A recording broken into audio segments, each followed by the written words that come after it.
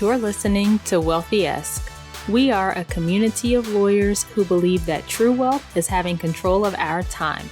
I'm Ro Thomas, and as a busy wife, mom, and big law associate, I know all too well the tension between the culture of the legal profession and pretty much everything else you want to do in life. Each week, I'm bringing you the information and tools you need to take back control of your time by reframing your mindset and managing your money to achieve lifestyle freedom.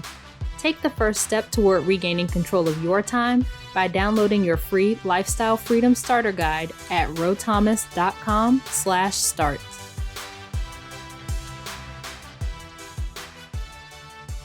Hey friend, how are you? Hope you're doing well and having an amazing day. So today I want to talk about wants and needs. Many lawyers don't know the difference between wants and needs, or I should say don't differentiate between wants and needs very well. Because we know the difference, we just tend to conflate them. But this has a big impact on our money. And it's not just lawyers, like this happens with other professionals too, especially as we make more money. But of course, I am talking to my lawyer friends, so here we are. As we make more money, often more and more things become, quote, needs that were at one point considered luxuries. And so I want to first talk about what wants and needs are. Your basic needs are the things necessary to your survival. So that's food, water, shelter, utilities, clothing.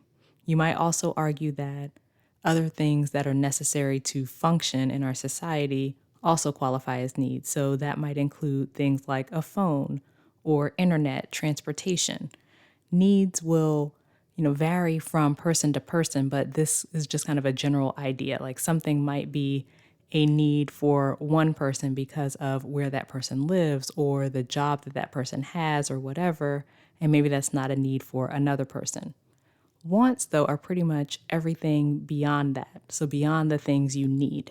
It's the lifestyle things. Some of them might just be, convenient. They make our lives more convenient. Some might be frivolous. Some might just be things you like. But overall, these are things that you could live without. And there's definitely some gray area or overlap in the needs and wants categories because maybe you need a phone, but do you need an iPhone? You need transportation, but do you need a car? Do you need the kind of car you have? Do you need more than one car for your household? You need clothes, but do you need designer clothes? You need food, but do you need, organic everything from Whole Foods or Uber Eats or DoorDash or, whatever takeout you like or fancy dinners?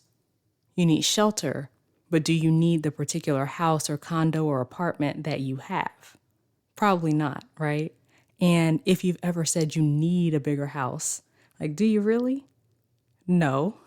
To give some perspective here, I read that the average home size 50 years ago was about 1,200 square feet. Now it's double that, even though the average family size is smaller.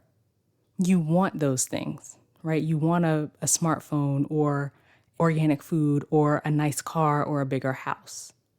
And to be clear, there's nothing inherently wrong with wanting things or buying things that you want. Like, I want a bigger house too sometimes. Like, if I could just add a basement or, some extra space for the kids to play and a bigger yard, like that would be great. The point, though, is to be honest with yourself that that's what's happening. Because what we like to do instead is tell ourselves we need a bunch of stuff that we don't actually need, that we may not even actually want, thinking those things will make us happy. And then we end up buying the stuff and ultimately feel the same. You may feel like, a slight increase in your happiness right after you buy the thing, but then you settle back into your life and that just becomes a part of your normal life. Why is any of this important? I've told you before that 25% of households making $150,000 or more live paycheck to paycheck. And this percentage undoubtedly includes lawyer households.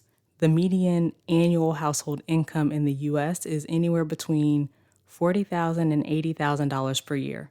So these are households that are making 2 to 4 times the median household income for a living paycheck to paycheck.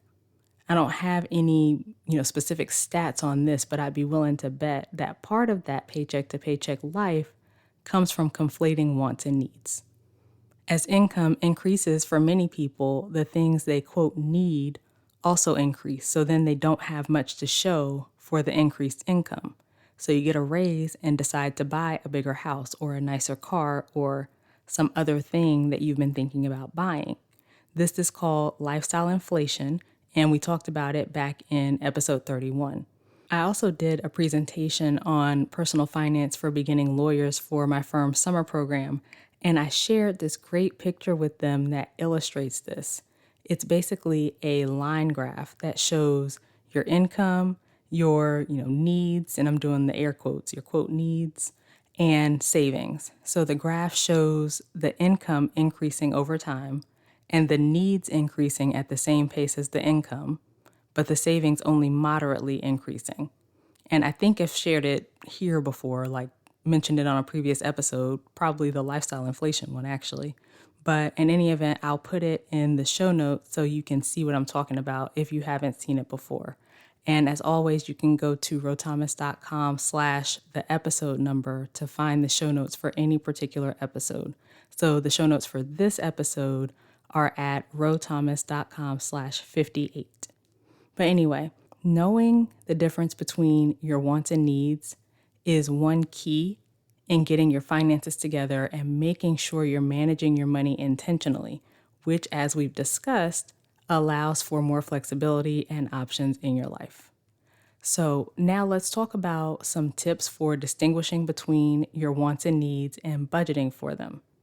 First, write out the things you pay for that are key to your survival or to functioning in society, as in you could not live or function without these things. These are your needs. You want to give them priority in your budget. Next, think about what's important to you. Write out a list of what you value in life, which can include material things you value as well as intangibles. But make a list of the things that you pay for that really bring you value. Also, think about things that you pay for just because you like them or that they make your life more convenient. These are wants. Now, look at where you're spending money beyond these things that you wrote down. So beyond the things that you actually need and beyond the things that are important to you and that you actually want. Do you like this spending? Are you spending more on these areas than other areas that are more important to you? A lot of people spend a lot of money on things they don't care about and then end up not being able to use their money for things they actually do care about. So notice if this is what you're doing.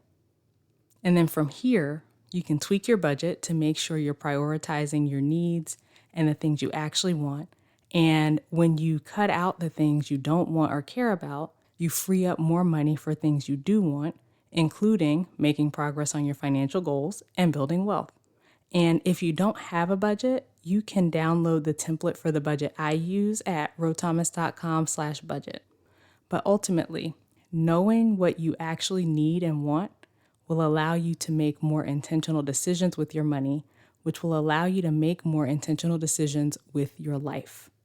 And if you'd like guidance on applying this work to your own finances, head to rothomas.com/coaching and let's schedule a call to chat about your situation. All right, so that's it for this week.